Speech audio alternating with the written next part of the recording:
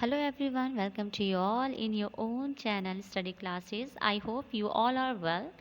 Here I am with a new chapter today. So before starting, I tell you this is very amazing story. Joseph and the truth stick. So for whom are you waiting? Let's start the story without wasting of time. So before starting of chapter, let me tell you about the character. इस chapter के character के बारे में मैं आपको बता दूं. Joseph and the truth stick. पहला है नरेटर फर्स्ट गार्ड्स, सेकेंड माहू, थर्ड अनी, फोर्थ देदू, नरेटर फाइव हुया, फेराव, एरसू. Pharaoh is the emperor of Egypt. Okay, मैं बता दूँ इसमें फेराव कौन है, नहीं तो आप कंफ्यूज हो जाएंगे. तो पहला है the Pharaoh is standing in his treasure house with his guard servant and his adviser Joseph. जो फेराव्स है यानी कि जो एम्परर है वो अपनी ट्रेजर हाउस यानी खजाने के घर में खड़ा है. किसके साथ? अपने गार्ड सर्वेंट और अपने एडवाइज़र जोसेफ के साथ. एडवाइज़र यानी सलाहकार. सभी राजा के पास उसके अपने पर्सनल सलाहकार होते हैं, काउंसलर होते हैं, और इसमें भी सलाहकार कौन है? जोसेफ है. नरेटर फर्स्ट बताता है once in the ancient land of Egypt. पुराने टाइम में इजिप्ट में where the river Nile flows lazily. जहाँ पे नील नदी जो है वो आराम से धीरे धीरे बहती है. And the stern stone swings gauges out over the dessert. और एक जो स्टर्न स्टोन है वो एक क्रिएचर है जिसमें बॉडी जिसकी है वो लॉयन की है और उसका फेस जो है वो इंसानों की है. वो एक क्रिएचर है, वो लगाया गया है जो कि डिज़र्ट की तरफ देखता रहता है.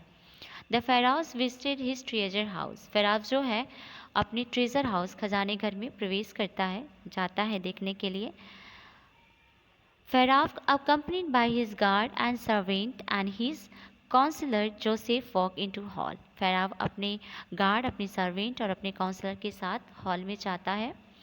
नरेटर सेकेंड बताता है he wanted to see the fabulous monster, a milky white crystal that sparkled like a rainbow when the held up to the sunlight. ये बताता है कि वह अपने जो फेराव है, जो इम्परर है, अपने शानदार मोनस्टोन को देखना चाहता है जो कि मिल्की वाइट एकदम सफ़ेद है, क्रिस्टल है, that sparkle like a Rambo.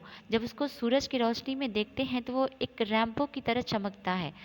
वैसा था मोनस्टोन. नरेटर थर्ड बताता है of all the jewels in his treasure house the moonstone was the Pharaoh's favourite. Narrator third बताता है कि जितनी भी जेवल्स, जितनी भी ज्वेलरी उसके खजाने में थी उसमें से फेराज का सबसे फेवरेट क्या था? वो मूनस्टोन था. Narrator four he waited patiently while a servant open the box. Narrator four बताता है कि वह बड़ी ही पेशेंस के साथ वेट कर रहा था जब सर्वेंट जो है जाता है और बॉक्स को ओपन करता है जिसमें कि सारे जेम्स रखे होते हैं शानदार. The servant open the box with a फ्लोरिस. जो सर्वेंट है वो बॉक्स को ओपन करता है. नरेटर फाइव बताता है to everyone horror the box was empty. यह देखकर सभी डर जाते हैं कि जो बॉक्स था, ज्वेल बॉक्स जो था वो खाली था. Everybody gasps the Pharaoh's looks furious. सभी एकदम आश्चर्यचकित रह जाते हैं और जो फेराज था वो अब बहुत गुस्सा हो जाता है. Narrator four narrator first the Pharaoh's face darkened like a thunder cloud. अब फेराव का चेहरा जो था वो ऐसे एकदम काला पड़ गया जैसे कि thunder cloud. Pharaoh who is responsible for this outrage who dares to steal the moonstone from me. इसका जिम्मेदार कौन है? किसकी इतनी हिम्मत हुई जिसने मुझसे मूनस्टोन को चुराया? All the servant drop to their knees in fear. और जितने भी सर्वेंट थे डर के मारे सभी अपने घुटनों को देखने लगे, अपना सर झुका लिए. Servant we don't know mighty Pharaoh. वो बोलते हैं महाराज हमें नहीं पता, बट इट वॉजंट अस. लेकिन हम में से कोई नहीं है.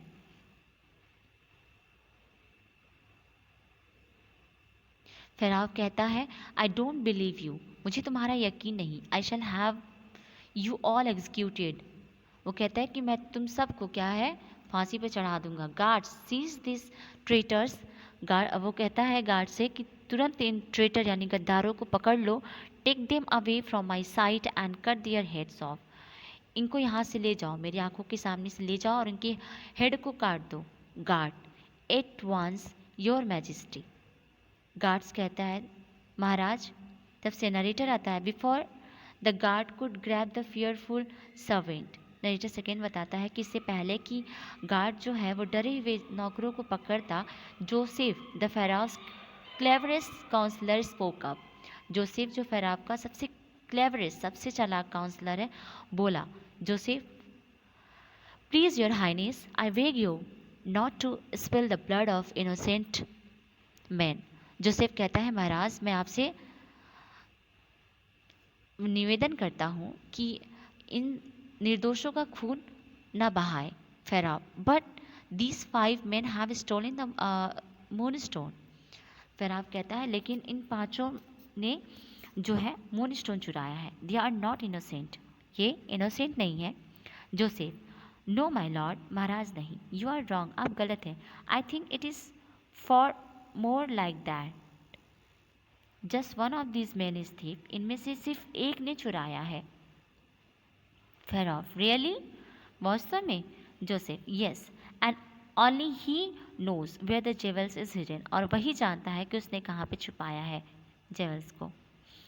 If you have them all executed, अगर से आपने सबको मार दिया, then not only will you have taken the lives of 4 honest, तो आप न केवल 4 निर्दोषों का जान लेंगे, बल्कि you will also never see the beautiful moonstone again, बल्कि आप उस ब्यूटीफुल मूनस्टोन को कभी नहीं देख पाएंगे। Pharaoh why do you say that. Pharaoh पूछता है कि तुम ऐसा क्यों कह रहे हो। Joseph well the thief will surely take the secret of its location to his grave. Pharaoh कहता है कि जो थीफ है वो श्योरली अपनी लोकेशन पे जाएगा जहाँ पर उसने चुराया है।